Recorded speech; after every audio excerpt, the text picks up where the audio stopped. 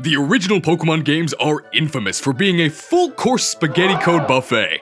But as much as we like to poke fun, the games actually hold up pretty well, as long as you never press B in a menu.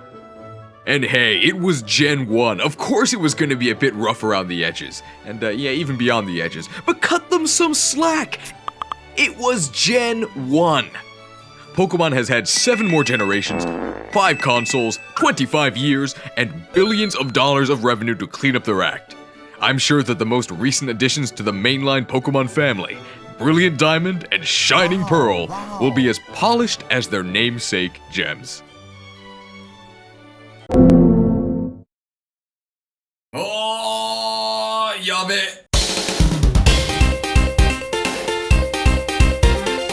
We'll start by addressing the fanfare in the room, which is that GameFreak didn't develop these games, at least not by themselves.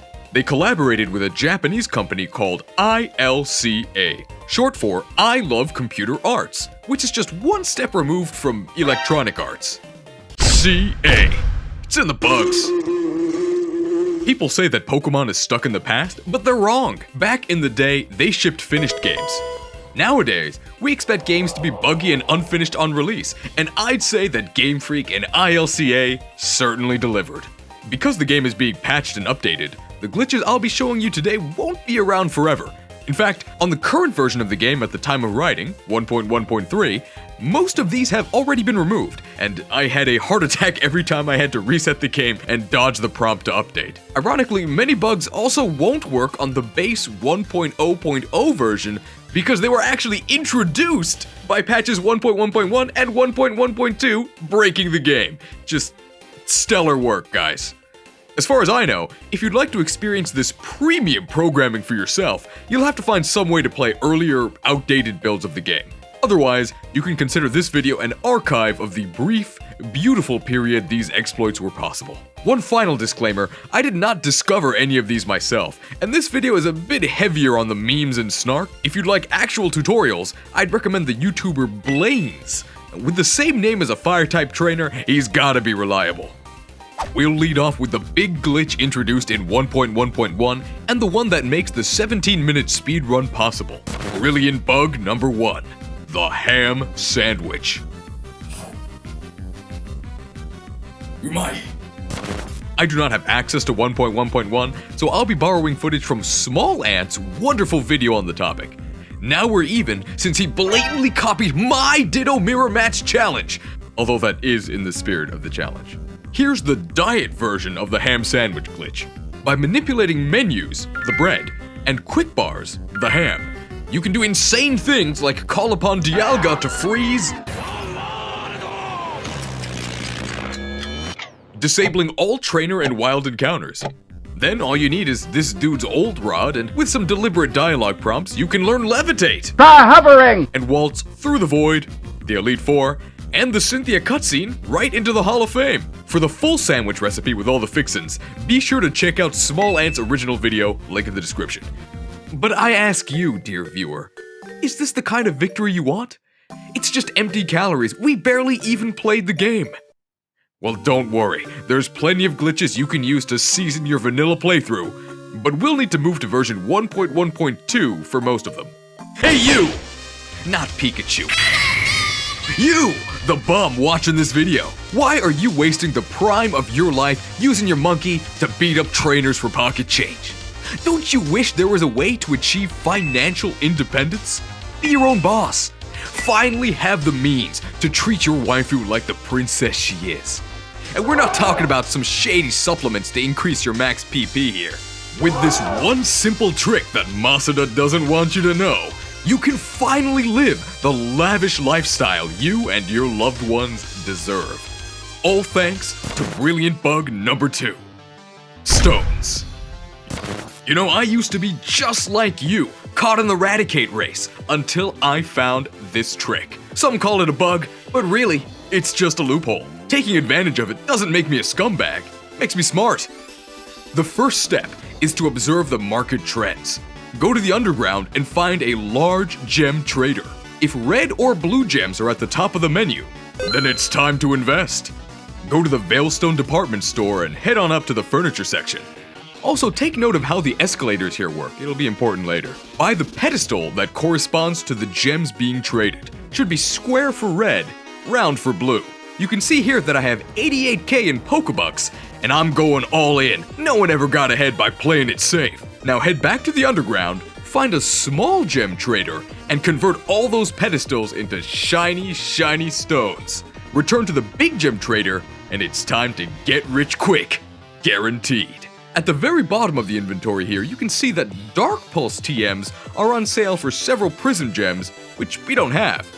What we do have are oodles of red gems, which is the price of the first item on sale, a worthless gem conversion service. Don't fall for these schemes, guys. Is there a way to manipulate the market such that we are able to buy Dark Pulse TMs for red gems instead of Prism Gems? The answer is yes. And for the price of 1 like and 1 sub, that's just 25% of your health. The secrets could be yours. And who knows what secrets await you if you evolve into a Patreon? That's a serious question, not even I know. Are you ready to learn how to finally free yourself from the daily grind? Are you ready to take the red gem pill and wake up from the wage slave nightmare? Are you ready? Up and A. Yeah, just press up and A really quickly. You can see here that I fail at it a few times, but I'm no quitter. Fall down 6 times, get up 7, slug my mail grind set. You only need to succeed once to open the gateway to your dream lifestyle. How many Dark Pulse TMs would I like? I'll take your entire stock! Offload your haul at the nearest Pokemart, and you can see that with a small loan of 88k from the trainers we fleeced along the way, we're now at over 500k. What can you actually buy with all this wealth? Vitamins, I guess. Money isn't all that useful in Pokemon games, but hey! Now we've got an infinite supply. Your total will be $60 US.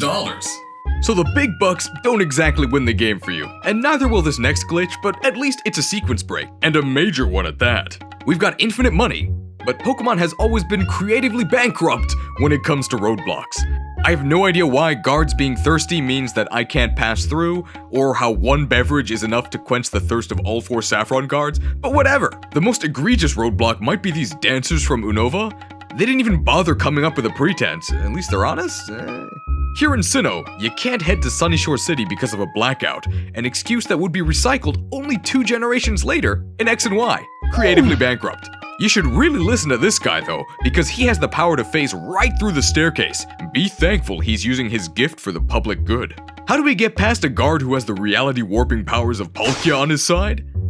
For that, we'll need Brilliant Bug number 3. Hatching a plan. You'll need the bike and an egg. Any egg. You're actually given an egg in Hearthome City. How convenient. Hop on your bike and get that egg ready to hatch. I sure do wish there was a way to speed this up. Oh well. The Poke-Etch should die in a fire spin. It's a clunky mess, but you can use the step counter to help you hatch the egg exactly on the tile this goober would have stopped you. Once the egg hatching cutscene plays, you can just go east towards Sunyshore. Yay! Now that's what I call an exploit. Side note here, but did you ever notice that Sunyshore is only spelled with 1 N? To me, that would be read as Sunyshore, which as someone named Omar means something very different. Allahu Akbar, Allahu Akbar. There's even an Omar in Victory Road. You think he's from Sunyshore? Allahu Akbar. Back on the path to Sunyshore, you might not actually make it into the city because you have to beat this mandatory sailor. His first Pokemon, Feebas, is about as intimidating as the sailor's twig arms. But your team is probably too weak at this point to muscle past his Gastrodon. And even if you could enter Sunyshore, how would you make it past Volkner? Our coffers are infinite, but this ain't Pokemon Unite. You can't pay to win. Maybe if you could buy rare candies, but those aren't sold in stores, and without a way to duplicate those, I guess we're gonna have to play the game honestly. So here's how to duplicate not only rare candies, but any item or Pokemon. You'll have to play legit up until you get Fly, and now the wings of freedom are ours. In preparation for this trick, take a tour of your local Pokemon Center and get familiar with the layout. If you head down the escalator to the right, you'll find yourself in the basement. To exit the basement, just go left. Nothing wrong here. And that's because I flipped the video footage of the basement. If you head right down the escalator, to head back up the escalator, you go right again. I don't know how this works, maybe Palkia did it. And this nitpick wouldn't matter except, you'll see. Get ready for Brilliant Bug number 4. Your fly's open. Stand outside the Pokemon Center. Pull up your wonderful ergonomic on the HM setting. Then hover over the fly command and mash R and A to pull up the fly interface.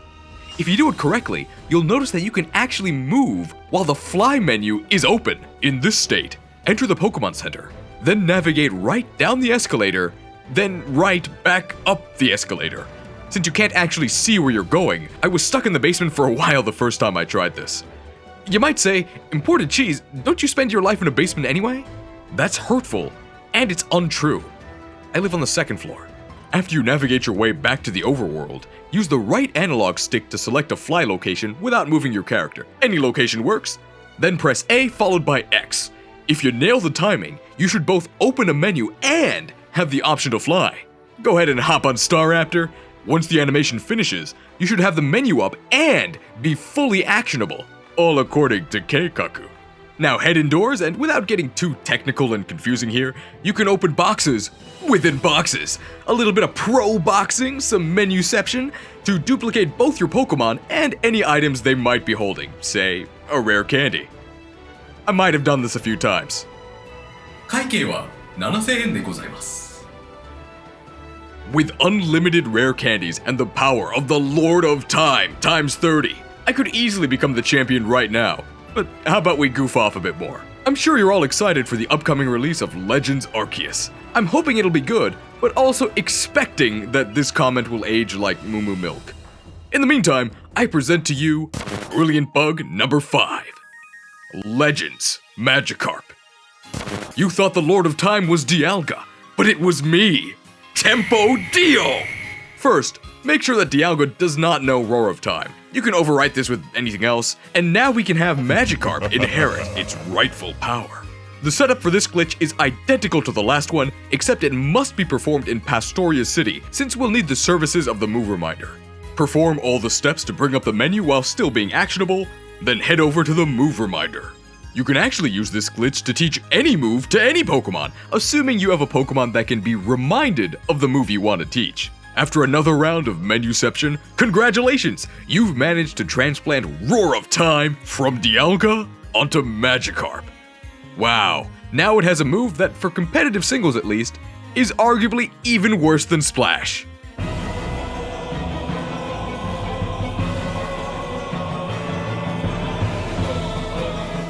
Now that you're done commenting about why Hyper Beam clones are good and I'm bad, you're wrong by the way, here are a few minor glitches and quirks that I don't think warrant full entries, but should still be brought up. In 1.1.1, there's an escort mission in Wayward Cave with this girl, Mira. Might be Myra. You Myron? But if you ever check your box, she'll disappear.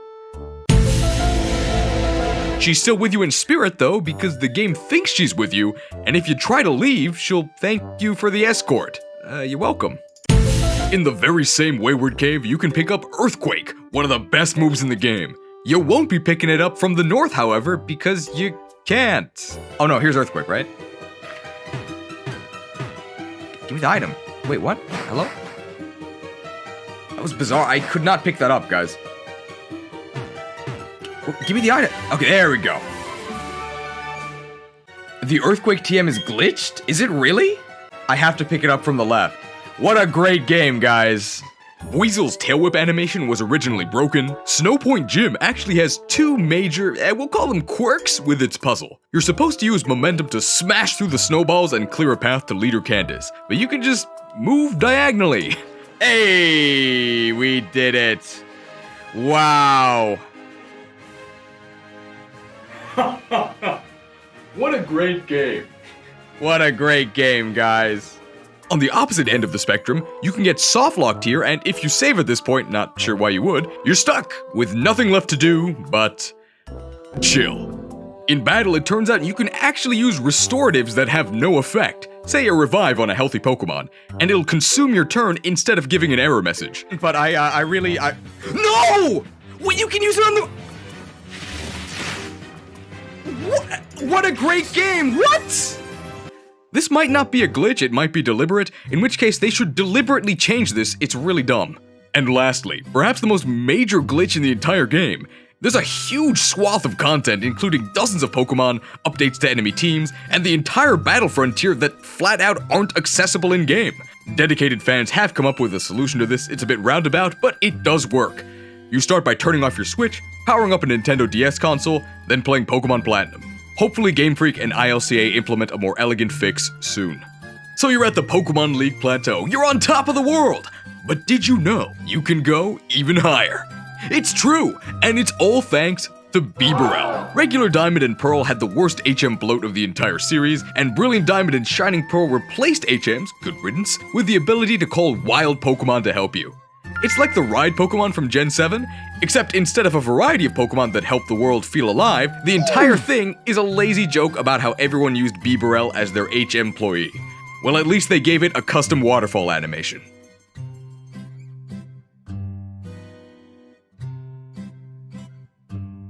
And your total comes to 40 quid. Your accent is trash, bro. At least call it rubbish. The Bidoof line uses all of the HMs except for Defog, who cares, and Fly, which is handled by Staraptor. But he ain't the star of this show. Move over. It's time for Brilliant Bug number 6. A magic Bibarel ride. This glitch kicks off with, surprise surprise, opening your Fly as before, although this time you'll need to set an item on your quick bar that will cause the "Not Now" text to play. I'll be using the Versus Seeker. Once the Fly menu glitch is active, bring up your quick bar, then as you hop onto Bibarel, activate an item that can't be used. Rowan says we can't use the Versus Seeker while surfing, but this ain't history. Welcome to Sinnoh, old man. Anything is possible. So where do we go? I can show you the world. Shining pearl, shimmering, splendid. Tell me. If you wiggle your way north through the infinite abyss, you can eventually land on an invisible path. Hop on your bike, and about a minute of soul cycling later, you'll plop down onto Flower Paradise. For defying the laws of the Creator Trio and shattering reality, you get a level 30 grass type. Great. Shaman's actually pretty good. But slogging through the whole game, getting surf, strength, waterfall, and trudging through Victory Road to finally be able to soar into the abyss, that's a lot of work, isn't it? Surely you can do this earlier. They removed the game quarter, but you can still bet on the game being broken beyond belief. With 2 badges and 2 wheels, you're all set to enter Brilliant Bug number 7, the Lost Woods. Head to the marshes to the southwest of Pastoria City, specifically this tree by some deep mud. Jump on your bike and furiously spin to win until the game just gives up and lets you clip into the trees. Now you're free to zoom through the tree line or even across the high seas. You know what, Rowan? I agree with you this time. Maybe this isn't the time to be using items. I've heard that with enough finesse, you can actually traverse the void and access post-game areas and the national decks early, but I had no such luck. I tried to snag an unorthodox picnic spot near the pride of the Sinnoh region, Mount Coronet, but I ended up just clipping into the void and biking endlessly into the abyss. Where's the content? Where's the content? Where's the content? Where's the... Get me out of here! ディアルガ様、方、この時代はなんかすごいんだけど、帰らせていただけないでしょうか。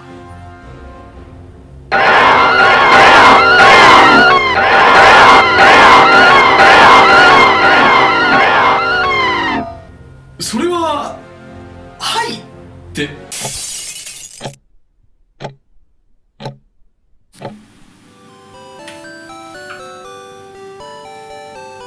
みんな、ただいま。このグラフィックス、下手くそ。